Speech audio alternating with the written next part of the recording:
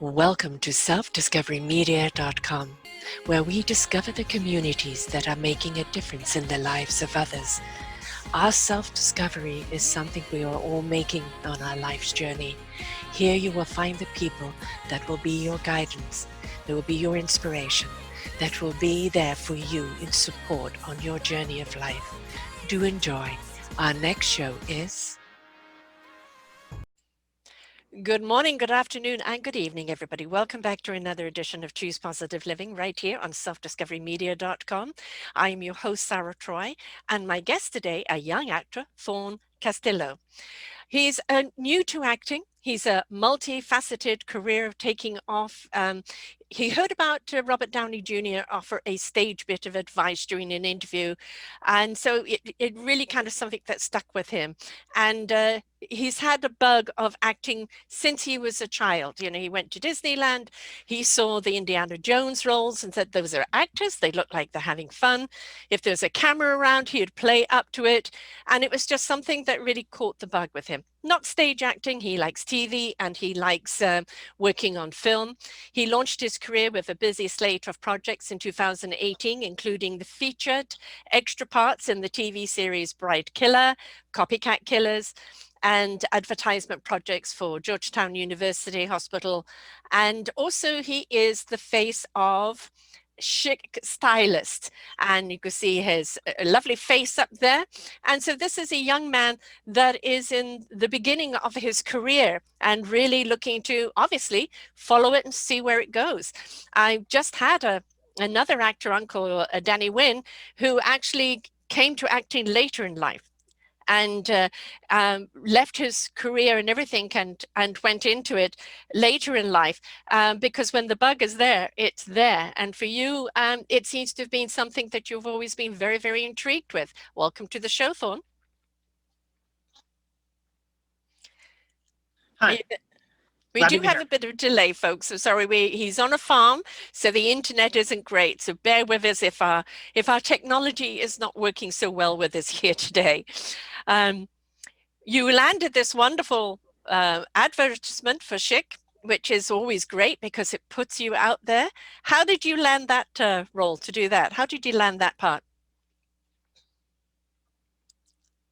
I went to New York. Well, my acting coach had a talent agent that I've been with for months now. And my acting coach was like, in Philadelphia, I have a friend who was a student and then also became a talent agent in New York City, started working for them at one point in their career. And, you know, they came down as a guest to, you know, look for talent and stuff and bring your headshot. So I immediately went up that day. I don't always go up to Philadelphia. He's in other cities as well, and a city that's closer to me. But I specifically went up one of these times to Philadelphia to meet the talent agent. And I gave my headshot. They're like, submit on, you know, the internet. And then out of all the students in the class, I was the only one that went. I didn't recognize anybody else there. Everybody else that was at the, you know, meeting for the talent agent was from New York. And I'm from Virginia. And, you know, they signed me on as just an ongoing deal, non-exclusive. So I could look for my own stuff, or I could be with another agency. But so I started, you know, just, you know, them promoting me to get, you know, jobs, specifically modeling and commercials. And one day they called me and they're all excited. Even the owner of the agency called me because they were excited about the major brand, Chic Razor. And my former agent, who's now in Hawaii, she moved, was Jane Hilflinger, the cousin of Tommy Hilflinger. Mm-hmm. And the agency is Funny Face Today. And they were very excited. You know, we got a major brand. This is like one of the biggest things for us. And she was working really hard to, you know, get the Chic Razor, and they wanted to see many photos. And then, so I got that. And then I went to, you know, are you going to be able to get to New Haven, Connecticut? So I went up there, and then I did an additional video shoot in Brooklyn, New York, about a month later. And yeah, I don't know, the whole experience was really cool. And they're like, wow, we're moving fast. You know, I don't think that, you know, we've worked with somebody that's, you know, fast, you know, taking the pictures and stuff. but over the months of, previously working with my acting coach, I think that definitely helped, do the expressions. And I mean, modeling is not acting, but you still have to portray a certain like feature or smile or something. And I just think working with my acting coach, even for modeling, did help in some way, doing the shoot. Yeah. Yeah. It's and a different form of that acting. was all really cool. And right. Yeah. And then, we kind of, moved on from there. And then, unfortunately COVID, but we're getting back into it. So. Right. Yeah. And, right now is the time to, hone your skills. That's while you're waiting to kind of get back out there, there's a lot of things you can do. You can, watch movies and TV series, as just saying with Danny, try out different characters in the mirror, right? Different dialects, different looks, different approaches. Yeah. And all of this is, just kind of, hurry up and wait. But at the same time that you can just be honing those skills into something else. But in the meantime, your face is out there. So, people aren't standing still in the world. They're looking, aren't they? They're looking for who would be a good character for this role, who has the right face for that role. And it's not always to do with your talent, it's to do with it, do you fit in the role or not? So a lot of rejection comes about, but at the same time, it's always a good lesson, isn't it? Yeah. I've been on quite a few auditions, self-tapes, and I thought they went really well. I've been to Baltimore, I've been to New York for an HBO. There was a small role on that I auditioned for, and been to Baltimore a few times. What else? I've done a few self-tapes. One of them was for National Geographic, a miniseries on that. And I did get one audition out of all the auditions I've done so far. But I mean, audition is definitely a technique and a skill. It's, it's not easy. No. But I mean, their Actor's Life of Survival Guide. I read that she's like, the way I look at it as, and I've seen many interviews and watched stuff on YouTube and read stuff about actors and, like, how do you get good at auditioning, or what's the secret to auditioning, and, all sorts of things about all sorts of, things they talk about, in auditions and how to do it.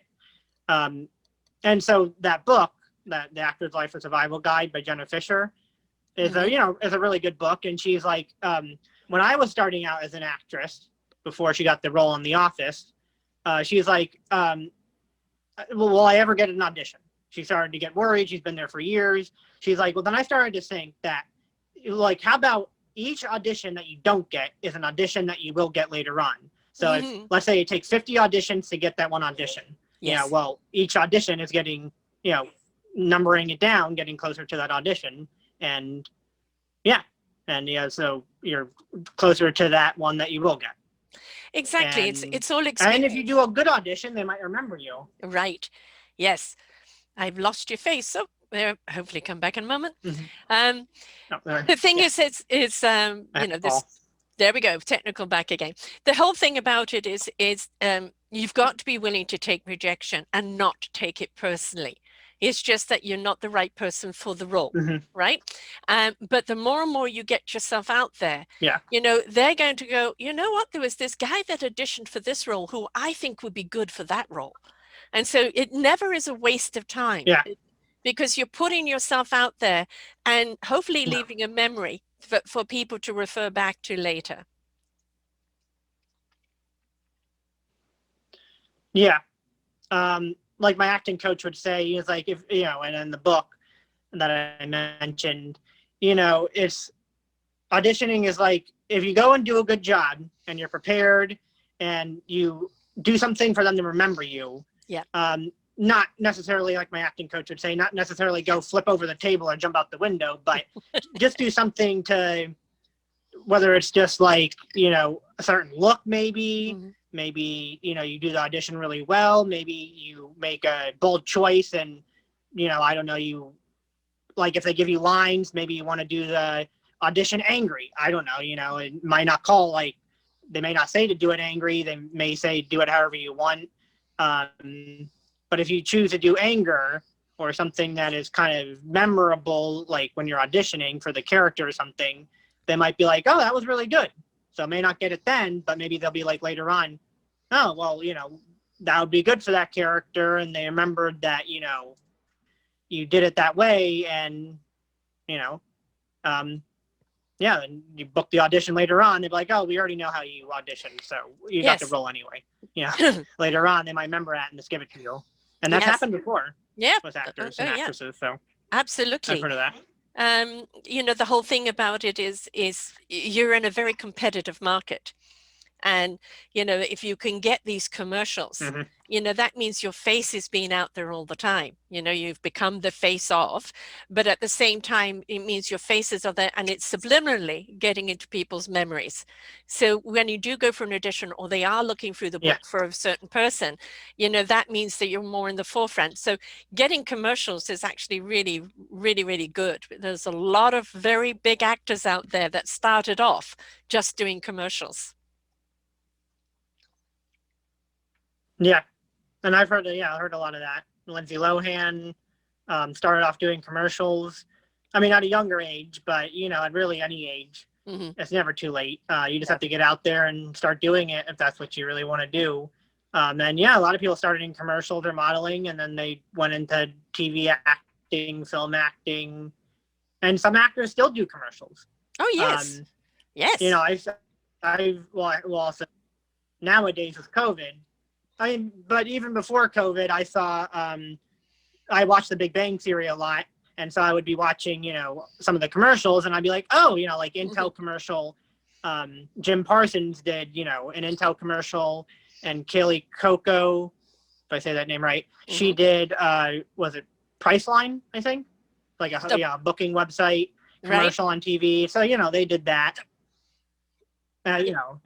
As even though they're big stars, they still do that. Now with COVID, I've seen Kevin Hart and like big stars, do commercials now too. I mean, I don't think you're ever too big to do commercials. I don't think it's ever, Well, obviously, the bigger the name, you're never like it's right. The bigger the name, the more they're going to pay.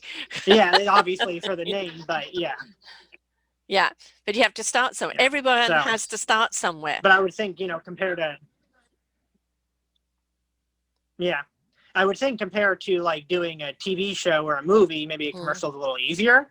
I'm sure it has its own challenges, but yeah, most certainly.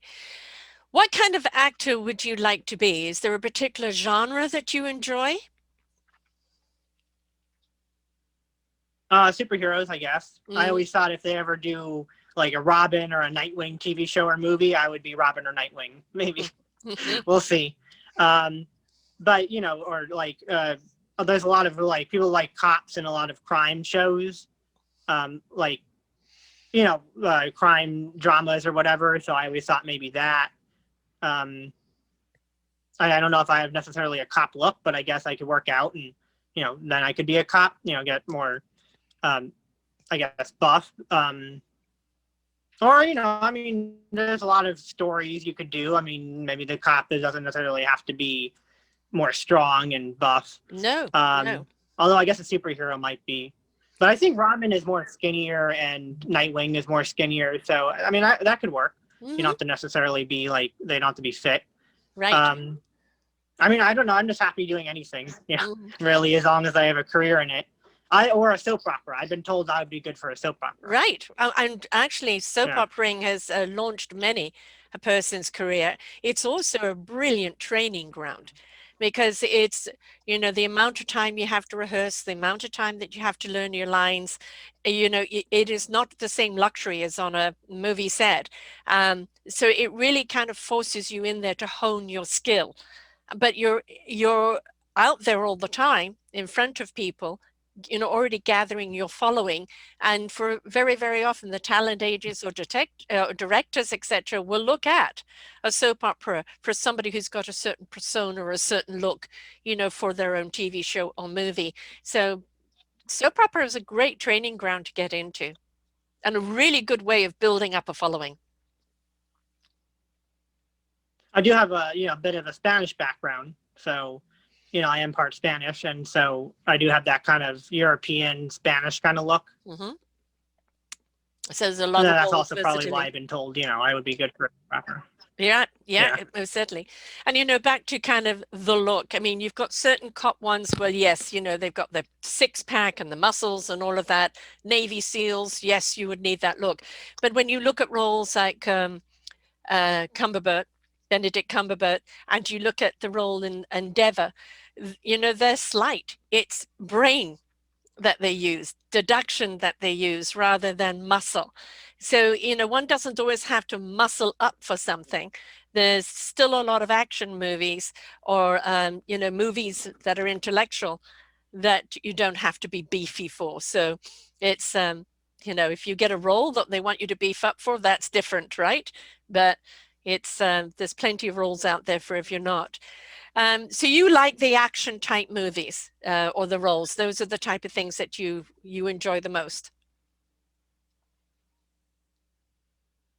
Yeah, I mean, I really admire, action, horror, fantasy. I mean, I love Star Wars, so fantasy, sci-fi. Yeah. But really any movie, I mean, as long as it's a good story and stuff. Comedy, I do enjoy, comedies too. I mean, I just like the art of film and TV show in general, but there's some genres that I'm more, I guess, attracted to that I watch a lot.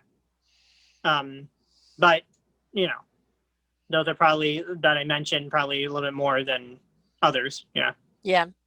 Have you done any? I feel like with sci-fi and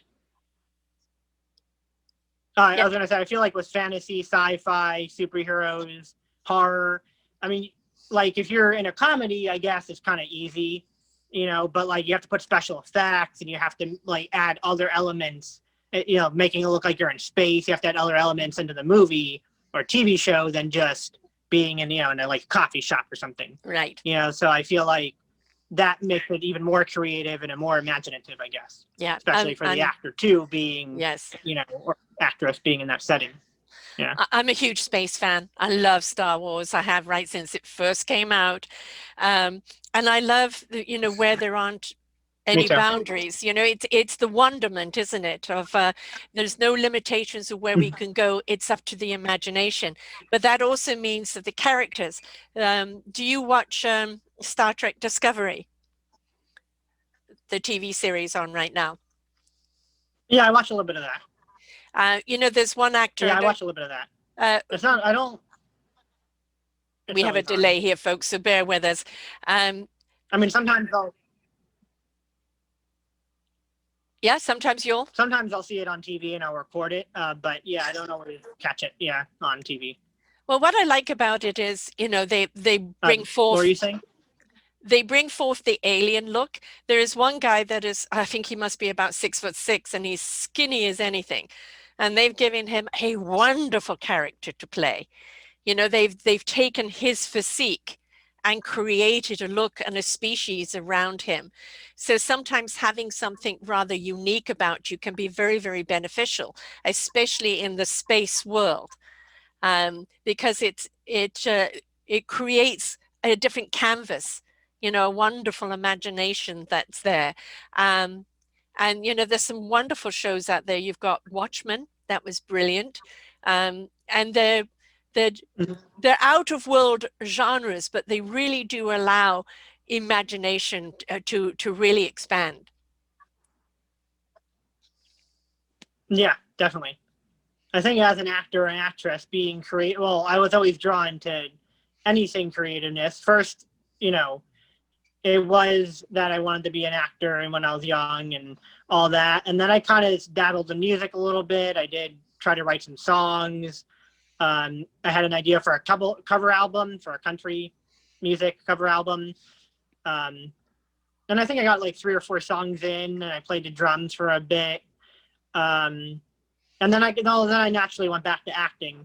Because I guess, I mean, you can be creative with music, but to play like a character and a person in acting and like have to really like believe that you're that person and make other people believe that you're that person. I mean, that's like true imaginative and like creative aspect of, doing a job and, believing something.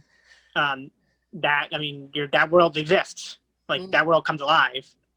And also the people that are watching it. And then you make like, well, Star Wars like that, you make a whole universe out of it. Exactly. I mean, they'll probably do it till the end of time because I mean, it's like its own universe now. Yes. Or like yes. Harry Potter. Yes. Yeah. Yeah, definitely. You know, the thing about having the music, you know, if you ever did a role where you need to play a musician, well, it's not something you have to learn. You already are that. So the more versatile you are, either with language or with other artistry, the more it broadens your ability to get hired. Yeah. And I've heard that from interviews with Robert Downey Jr. Mm-hmm. He specifically mentioned that he's like in an interview with off camera with Sam Jones, he said, "So you're a professional dancer?" And Robert Downey Jr. was like, "No, I wasn't a professional dancer per se. You know, I was like, I don't want to call it that." He's like, "More, I did a bit of dancing," and he's like, "The reason I wanted to do dancing was anything an actor does is not bad. Anything an actor does is a tool for them to use in their career and for their craft, because really anything can help. I mean, there's like endless things that they might be looking for, and so if you're that person that's like, oh, I can dance a bit, and sometimes they want to like an expert dancer, sometimes they just want to know that you can dance a little bit to get through it, and you can always learn more too. I mean, actors have learned things just for the specific role, like playing an instrument or something, to be able to do that role. So, right. and if you already know it at least a little bit, then it shouldn't be too hard, and you can add that as a like a tool to further your career or get the role, or lots of things. Yeah, a lot of the time in the industry, they're looking for people who are generalists, which means that you can be adaptable in many different type of roles. And that if you did need to know music, or you did need to swim across the ocean or fly up in the sky, that that you've dabbled and that you're versatile enough for it. So the more you dip your toes into different experiences, the more it pads up your resume. Yeah.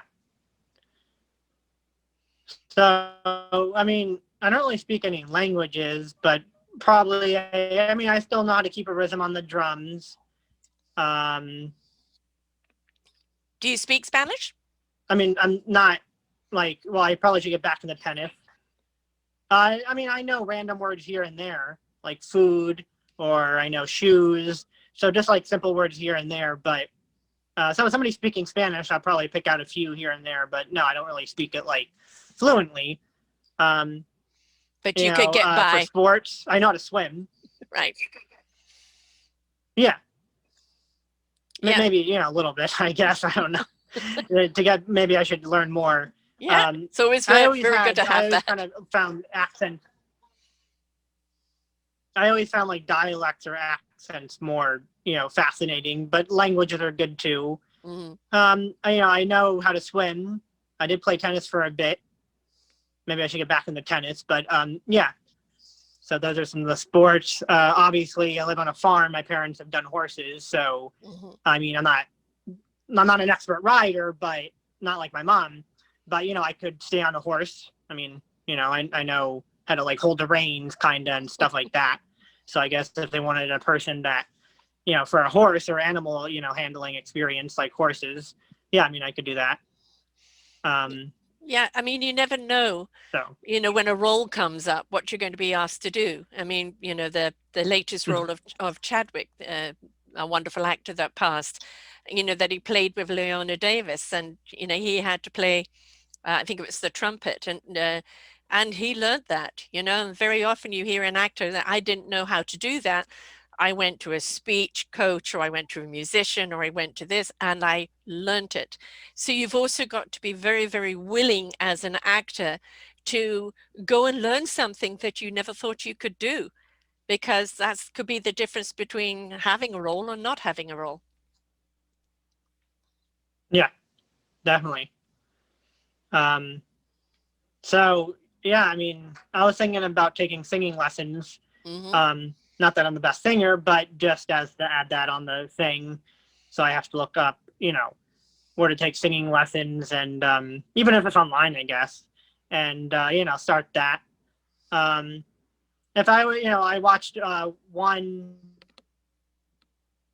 and even if you want to do something else like later on, you can kind of make your own stuff too. A lot of actors have also made their own web series or movies and stuff. Like Ben Affleck made Good Will Hunting.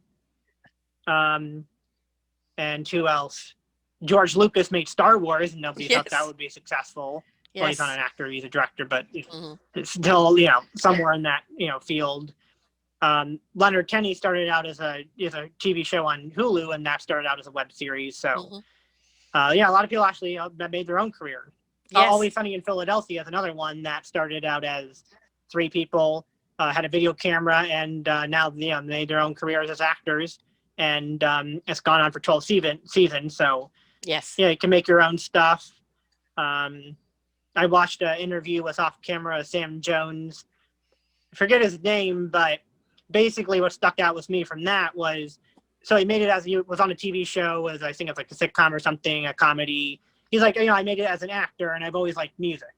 So even if nobody really, I'm going to have some listeners to my music, is what he said.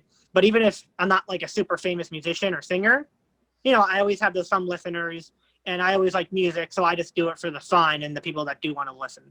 Right. He's like, I'm not worried about having a career or having money because I already have that established as an actor.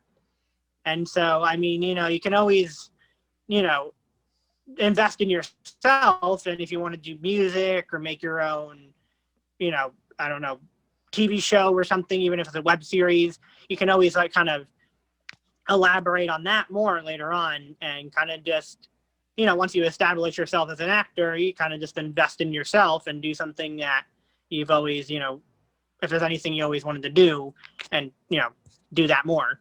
Right. Later on. And the thing is today, self-promotion, it doesn't matter who you are. Actors go on talk shows to promote the latest movie or to promote themselves, and you have to be willing to do that. And as a young actor, having your own YouTube and putting up different skits and different characters up there, your own reels, because you don't know who's going to be watching those or share those. And you might just hit the nail on the head of a particular character they want.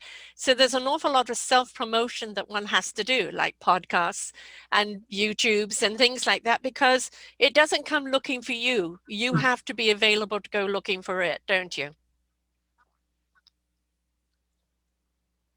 Yeah. With COVID, I didn't travel. I mean, I went to Philadelphia a few times in July to work with an acting coach. Since then, I actually haven't gone to New York or Philly. I used to go to New York City like at least twice a month or more. And, Philadelphia, I used to travel quite a bit. But since COVID, I actually haven't done that much, and I haven't been anywhere since July, outside of, Northern Virginia. And, not even, well, DC like twice, but, not for acting. Anyways, so I haven't really traveled that much like I used to for acting. So being stuck here, I was like, what can I do, like make my own film projects and do my own, film and, I don't know, just whatever comes to mind. So I started my own web series called Crooked. Well, I was going to do No Good Deeds, but there's already a movie called No Good Deeds. Right. I was like, well, I looked it up. It would be okay because the title of, it said the title of TV shows and movies are not copyrighted themselves. So you could take that, but it might cause a little controversy later on, especially if it gets enough, audience and notoriety. So I was like, well, maybe I should change the name just because I don't want to deal with that later on, because you never know. Nope. So I don't need to invite the conflict. And I mean, maybe one day we'll see where it goes. So I put that on YouTube under For Life. Well, the YouTube channel is For Life Entertainment, because I was also making my own short film, which I still have to finish. But I had about 3 episodes of Crooked People. And you can search for that on YouTube. I also started my own, since they took cops and what was it?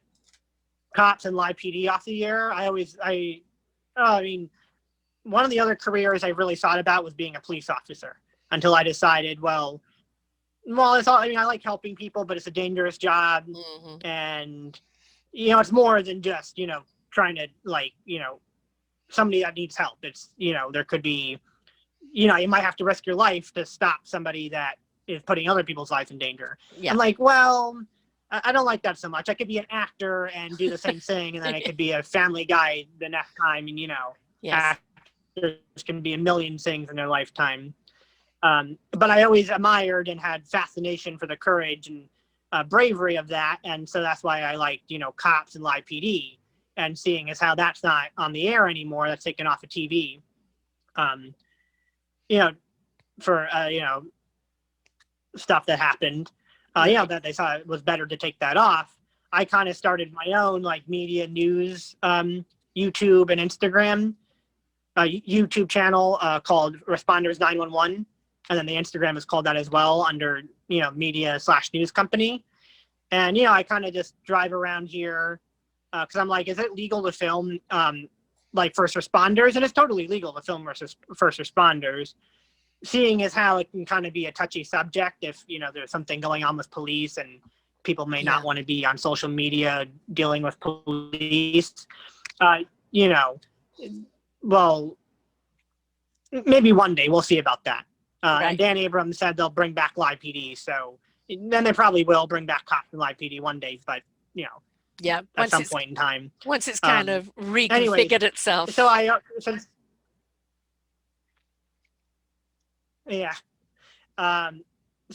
maybe the police stuff is kind of, not so entertaining right now. I don't really focus on that. I mostly focus on fire department and EMS, because I still do live rescue. I mean, that's, I don't know why, fire department and EMS is more okay than police, but I mean, I guess it is. They still have live rescue. And, the first episode I have for Responders 911 is I was in Philadelphia one day when I was going to my acting coach's class, and there was a bunch of fire trucks, and I stopped by and I was like, okay, maybe it's just, there's a fire alarm. No, it was actually a second alarm fire, and they're breaking the windows and, doing all this, stuff like you would see on TV. And I'm like, oh, wow. And then everybody started, it was like a whole crowd there. Everybody started filming, and so I started filming too, and I put it on YouTube, and it got 83 views, and it got over 500 views on Instagram, and I was like, okay, that was last July, so I kind of just kept making a mini series, and whenever I see something going on, I film it, and it's kind of become just a fun, thing that I always like, that kind of work, and I can, if I film it, I don't have to be the police officer, firefighter, EMS. I can kind of just film it. And I always thought, I'm like, how does a person on cops or live PD get the camera job? Because I always liked film and camera stuff. So I'm like, maybe, if I don't make it as an actor, maybe I could be the camera person, filming the stuff going on, kind of like a reporter. Yeah. So I'm still involved in TV and film in some way. Right. Yeah, and so I don't know, so I kind of just started doing my own. Right. I mean, you don't know where things are going to So I kind of just started. So I kind of always started, I always thought of that. So I started my own, kind of just filming thing.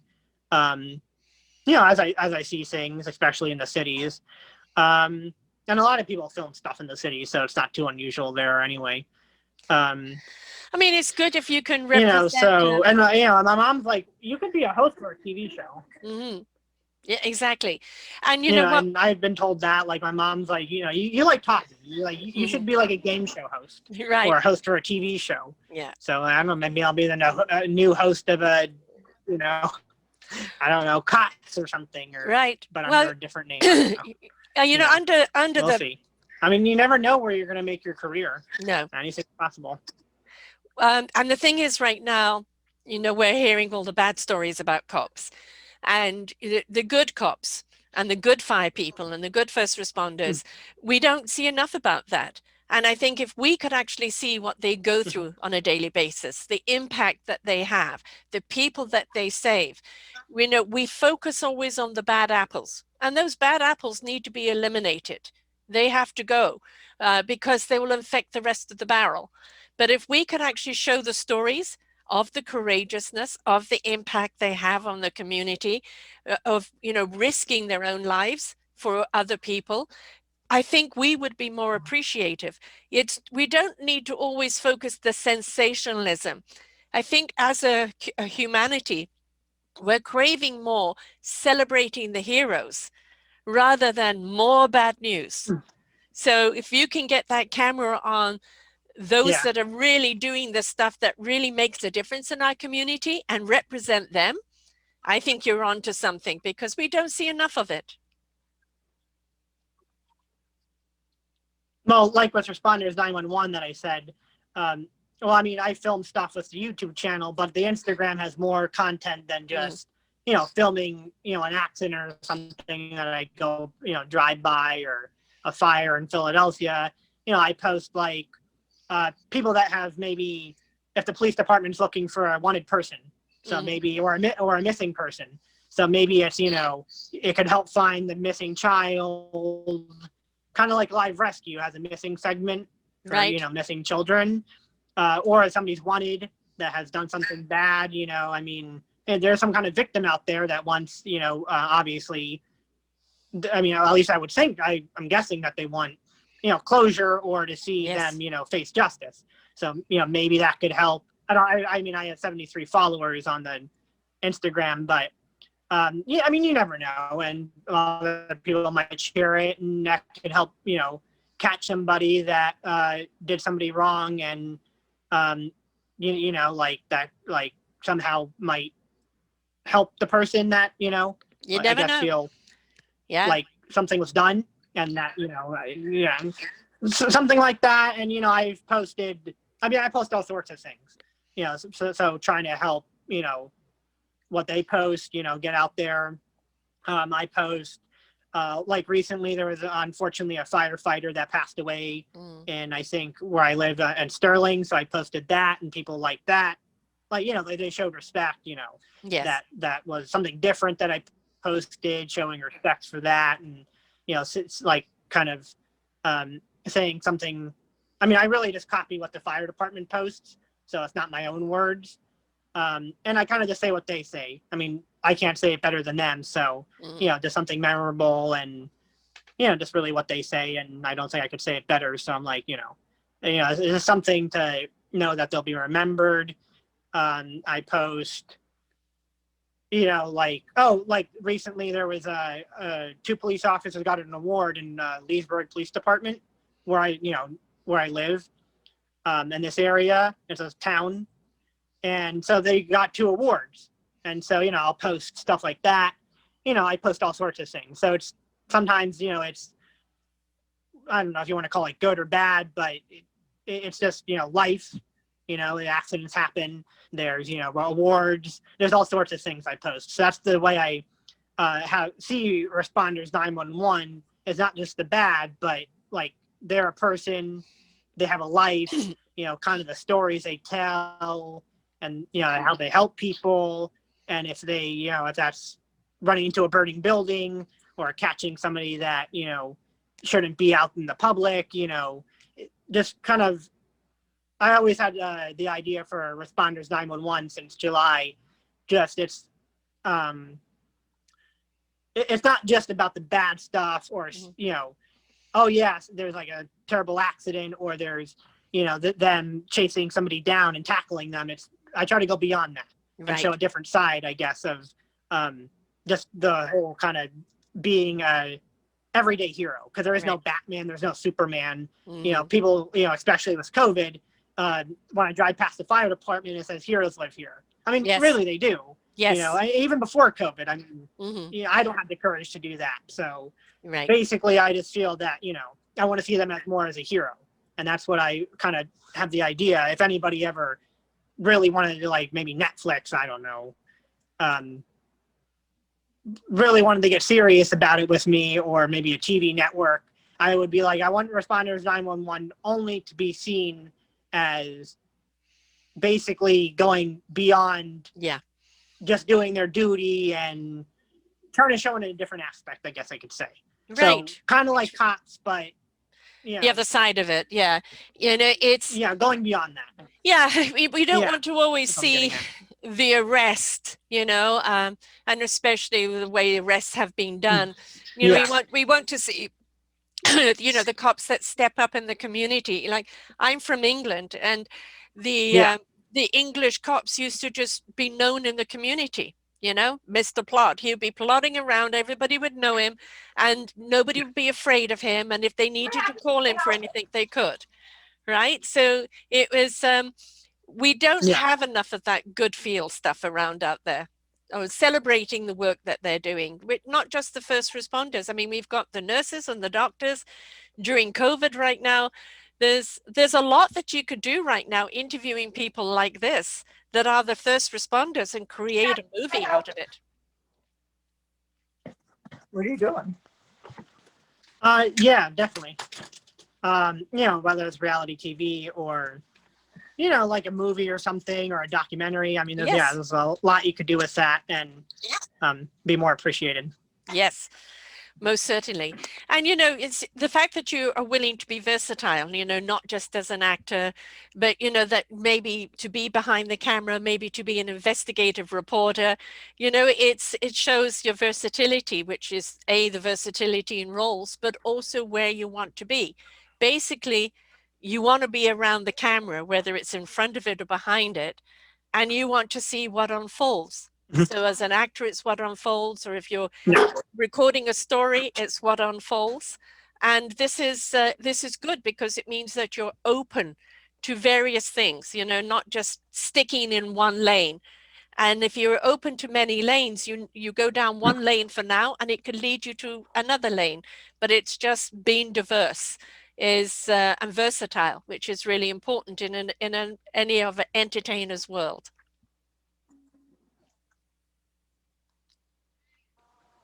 Yeah, definitely. I mean, I'm open to,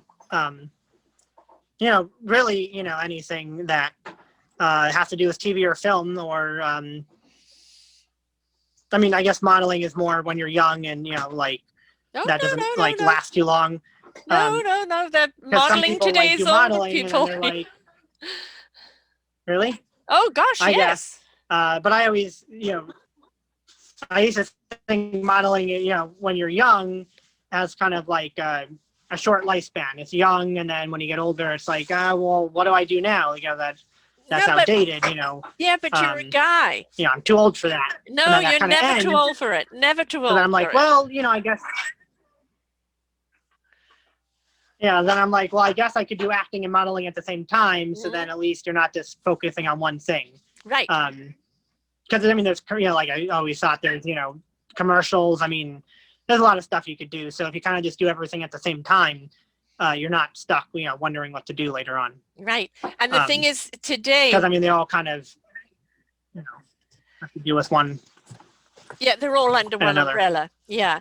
And the thing is, today, we're not emphasizing the ageism so much. And there are plenty of people that are older actresses and actors, and there are plenty of models, especially a male model. You start getting the gray hair and a few wrinkles, that's okay, because it's character. So age isn't a barrier at all. It's a question of how good are you at your craft. That's where the emphasis is. And there was a guy the other day, he was in his 70s. I even think he'd been homeless. He had long gray hair, and he went out there and he strutted his stuff on the thing, and he was an absolute hit. So there is never too old to do anything. So don't put age on anything. Well, yeah, no, I guess, I have learned that you're never too old to do anything, better now than never, Yep. And Yeah. Some people get started doing, what they have become, known for, something later on in life. So, age is, I guess, is really not a factor for anything. And that's also one thing that I've learned is, you just get out there and you do it. And age is nothing. Nope. Well, you do it when the time is right. Right. And I'm a prime example of that. You have different chapters in your life, right? And different experiences, and you never know what it's going to lead to. If you had told me I was going to own my own podcast network and do this for 9 years, I wouldn't have known what you were talking about. But I was willing and open to try something new, and here I am 9 years later, right? So it's willingness to always try something new, and you can have, boundaries as to what you will and will not do, because you must never lose the core of you. You can be versatile in many characters, but don't lose the core of you. But don't limit yourself ever, because you never know what your next chapter is going to be in life or where it's going to take you. So it's always about that refinement. Refine what you can do now, what you love to do now. Refine it into something that you can really present, and then that will attract the attention of whomever it needs to attract the attention to and lead you on another path.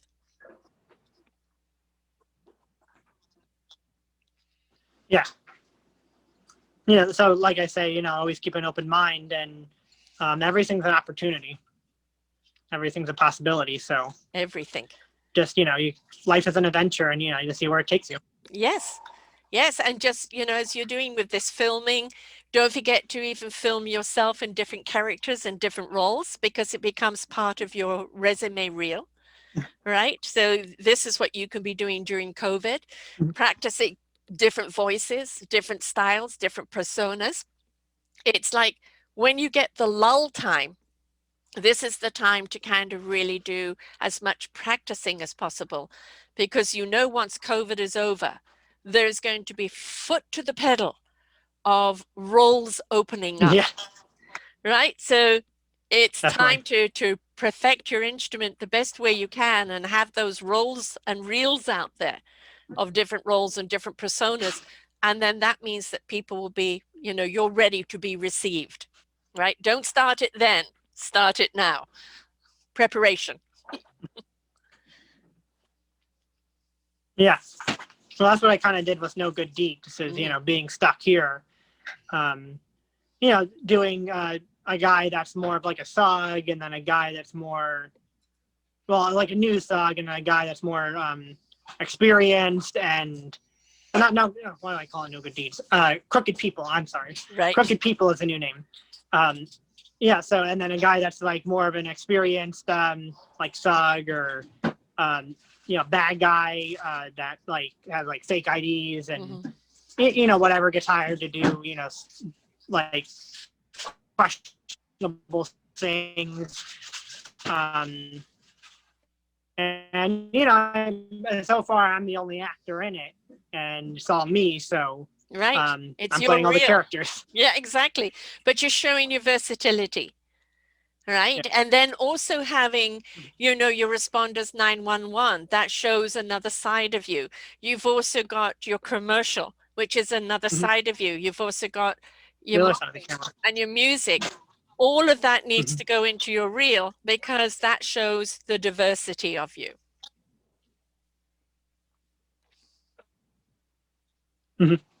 Yeah. Well, I probably could, touch up on the music a bit, but yeah. More versatile you are, then I think the longer you'll stay in the industry, and the more opportunities you have. And the thing is don't look to becoming, the $30 million a movie type actor, because, they could be the hot stuff for the moment and then dwindle. If you could be a working actor or working in the industry solidly, that is going to give you the longevity. Yeah. Well, yeah, that's what I'm looking to be, is, the working actor. So, I enjoy my days off, and I enjoy, when I go to work. And so I really don't work, a day in my life. I always enjoy what I do. And whether that's a working actor or a $30 million actor, I mean, either way is, perfectly fine with me. Right. I'm happy with being a working actor just as much as anything else. So yes, yeah. And as you said, you have no idea where the it's going point is to to go. have a career and, Yeah. Somehow or another have a career, and wherever that takes me, as long as I have that career and I'm making it somehow, everything is good. Okay. How do people follow you? How did they get hold of you? My Instagram name is real_Thorn_C. My Facebook page is Thorn Castillo. If you just look that up. And my emails are thorncastillo1@yahoo.com. And well, that's more of a personal one, but you can use that too. I use it for various things. More of a professional one, I guess, is the one I've been talking on you with, emailing back and forth. It's thorncastillo@yahoo.com. I mentioned the YouTube channels for that stuff. Do you want my number, I guess? No, my number is 540-686. Okay. No, okay. That's a question if you want to put it out there to people. So, I wasn't sure, but I was like, I guess. Oh, yeah, okay, so not that. And do you have a website? Do you have a website? And what else? Well, if you look up Thorn Castillo on Wix.com, it's my, or it's like, my acting coach made it. So I signed on for the professional actor series a while back. The last year or so, he made it. So I think it's John Pallotta's John Pallotta, Wix.com, Thorn Castillo. I think if you look up Thorn Castillo, it should just show up. Okay. But also the link is in my Instagram for my website for the Wix, and as well as my Facebook page. So you can find it there too. Good. Well, I wish you a lot of luck. It is, as I said, this is the time to use your time to put, experiment. Experiment in front of the mirror, experiment with filming yourself, and then putting it all together on your website, because that's where people go to see all of you, and just to show people how versatile you are and what you're willing to do, because that opens up so many more doors than if you're just a one-trick pony. So the more the more you refine your gift, the more open it will be to abundant work. Yeah, definitely. And I look forward to what's to come and what the future holds. Endless possibilities. Exactly. Just keep an open mind, right? And keep driving forward. Thanks so much for sharing with us here today. Glad to be here, and having me on the show, and for this opportunity. It was pretty cool, and my first interview ever. Well, there you go. Yeah, more to come. Great. Yes, absolutely. Yeah, in the future. Yeah, definitely. Exactly. You get good at this, right? You'll be doing a lot of them in the future. Okay. So thank you very much for being here. Nice to meet you too. Nice to meet you too. And until next time, folks, remember, if you really want it bad enough, you'll do whatever you need to do to get there. Bye for now.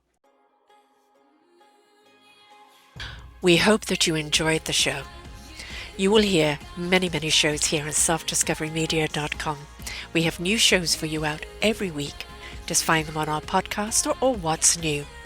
If you feel that you have something to share that makes a difference in the lives of others, or you too feel that you could be a host, please contact me at info@selfdiscoverymedia.com, and we will be glad to speak with you.